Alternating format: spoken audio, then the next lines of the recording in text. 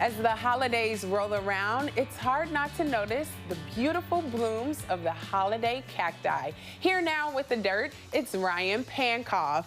Ryan, what plant are we seeing here? This beautiful plant I've been seeing in the markets. What is it? Sure, they're all over the place. This is one of our holiday cacti, and we have Christmas cacti, Thanksgiving cactus, and then also Easter cactus. That's so what I was reading on the blog that you shared with me. I was reading that.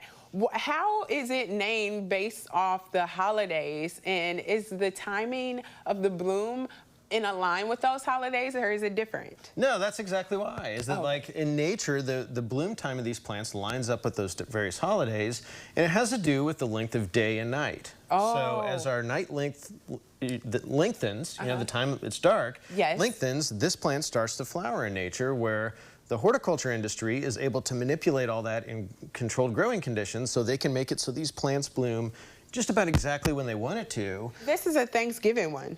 Yeah, this is Thanksgiving cactus, and all three species look really similar. There's some minor differences in their, these actually aren't leaf structures, they're modified stems that do photosynthesis, but in those structures that look like leaves, there's a little bit of difference. Or one of the things that I always look for is the little pollen right here at the end of the anthers is yellow on Thanksgiving cactus. So that's usually a giveaway, but you know, to mix it up even more, there's some of these varieties that are hybrids.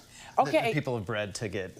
I imagine this would be hard to take care of at home. Is that accurate? And if so, do you have any tips for people to put these in the best condition to actually bloom when they're supposed to? Sure, yeah, and you know, they're not hard to keep alive. They're pretty versatile, tough little plants. Most things we grow as houseplants are pretty tough. You know, that's why we have them as houseplants, but they are a little finicky to get to rebloom. And that's where kind of the care comes in. So to just look at the basics, it helps to go back to where these plants came from in nature and, you know, what conditions they're exposed to there. Where they come from? They came from rainforests in Brazil, so mountainous rainforests. So while they're in the cactus family, they're not from a sunny desert, they're from a cool, wet rainforest. Interesting. So, yeah. Okay, and you have brought some soil here for us. This looks like normal soil. This, I have no idea what it is, but then it looks like you might have combined the two, and made it the soil for this plant. Is that accurate? Tell us so what we're this is looking the at. soil mix that I think works the best with the holiday cacti, and that's because they grow in treetops in the rainforest. Their roots never actually touch real soil out of nature. So they're used to really good drainage, so sometimes frequent watering, but really good drainage. You can't have their roots very wet.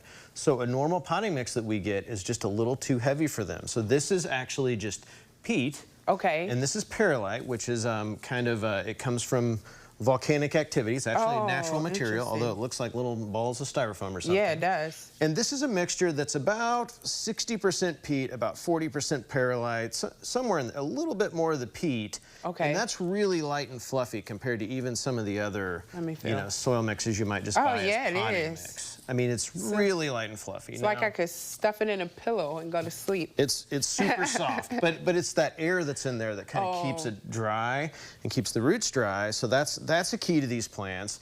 But then also is their exposure to light. We've talked about that. And one thing folks don't think about is artificial light at night.